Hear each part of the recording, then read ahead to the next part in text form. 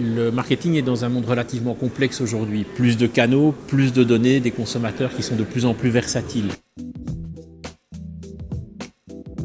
Et la réponse que veulent donner les marketeers à cela, c'est plus de sens et plus de personnalisation. Pour pouvoir traiter ces canaux complexes, nous sommes persuadés que l'intelligence artificielle va pouvoir aider. Compréhension du texte, compréhension des images, proposition de valeur. Dès que l'intelligence artificielle touche un domaine professionnel quel qu'il soit, il force à réinventer cette profession parce qu'en fait, on peut automatiser pas mal de choses que les personnes humaines faisaient auparavant. Et donc les personnes humaines doivent se réinventer et comprendre cette complémentarité nouvelle avec l'intelligence artificielle. C'est vrai de tous les métiers, pas que le marketing.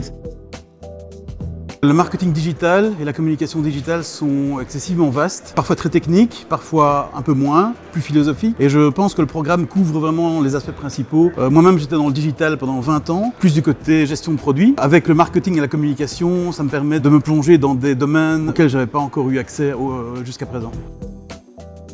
Du point de vue du marketing, la notion d'intelligence est quelque chose d'un peu complexe. Ce qui nous intéresse, c'est la relevance en marketing. Et donc je pense que ce que peut faire l'intelligence artificielle et son exploitation d'un point de vue marketing, c'est trouver encore plus de relevance. C'est donner du matériel pour l'humain pour faire mieux son job. Mieux son job de marketeer, qui est de comprendre l'humain, faire des propositions de valeur. Dans cette journée qui est consacrée à l'intelligence artificielle, j'ai vraiment apprécié le fait de pouvoir mettre en perspective ce que fait l'intelligence artificielle et ce qu'elle ne fait pas. Et je pense qu'avec les intervenants de ce matin, on a eu une bonne palette de cas d'études et aussi de concepts qui permettent de mieux comprendre et de mieux appréhender l'intelligence artificielle qui parfois fait peur, mais qui en fait est là pour rester. Alors il n'y a jamais une technologie qui a soulevé autant de problématiques que l'intelligence artificielle. Je ne compte pas moins de 200 manifestos pour une intelligence artificielle éthique aujourd'hui dans le monde. Ça n'a pas été vrai pour le génome, ça n'a même pas été vrai pour le nucléaire. C'est-à-dire que c'est clairement une technologie qui fait peur et à juste titre. Une des raisons pour lesquelles elle fait peur, c'est que ce sont les GAFAM aujourd'hui qui se la réapproprient et qui font le maximum de choses dans l'intelligence artificielle, ce qui crée les raisons évidemment de s'en inquiéter. Donc en effet, c'est une technologie qui pose énormément de questions éthiques sur la vie privée, sur la menace qu'elle nous fait peser, sur la régulation, le formatage des comportements. Et de fait, il faut vraiment se questionner sur l'utilisation de l'intelligence artificielle. Le marketing, on pense que l'avenir du marketing, c'est faire du sens. Et faire du sens, ça ne se fera pas sans éthique. Donc de toute façon, c'est pas parce que je sais tout de vous que je dois vous dire que je le sais. Donc précisément, il va falloir continuer à faire correctement notre métier et faire le tri entre ce qui est utile et important et ce qui pourrait être dérangeant.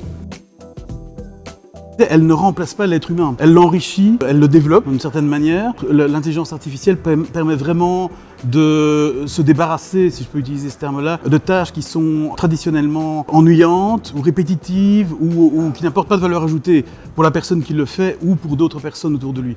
Donc là, ça c'est vraiment très intéressant de voir que la perspective dans laquelle on met l'intelligence artificielle doit être positive et doit être réaliste. Ne pas s'attacher spécialement à ce qu'on voit dans des films de science-fiction ou ailleurs.